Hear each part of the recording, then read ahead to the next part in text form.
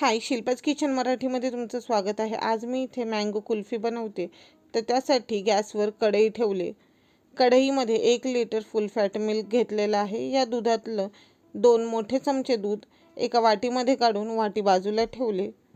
दुधाला एक उकळी आली की त्यामध्ये 3/4 म्हणजेच एक अर्धा आणि 1/4 एवढं साखर टाकलेली आहे।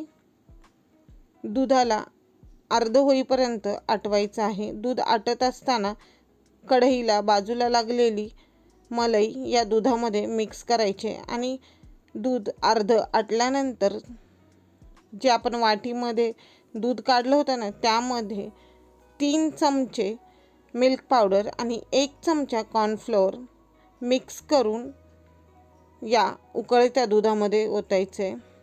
दूध घट्ट झालं की मग गॅस बंद करायचा। दुधाला रूम टेम्परेचरवर आणायचं।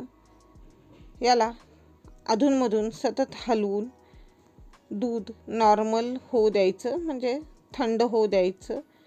इथे मी एका आंब्याचा गर घेतलेला आहे, तो या मिक्सरच्या भांड्यामध्ये काढते। त्याबरोबरच थंड झालेलं हे रबडी सारखं दूध काढत आहे आणि ह्या दोघांनाही आपल्याला फिरवून घ्यायचं आहे। मिक्सरला फिरवायचं आहे, बाहेर जाऊन फिरवायचं नाही आहे। हे पहा, इथे आपलं हे कुल्फीसाठीचं बॅटर तयार झालेलं आहे। मी या छोट्याशा पेपर कपमध्ये टाकत आहे। तुमच्याकडे जर कुल्फी मोल्ड असेल तर त्यामध्ये टाका। यावर मी ॲल्युमिनियम फॉईल लावत आहे।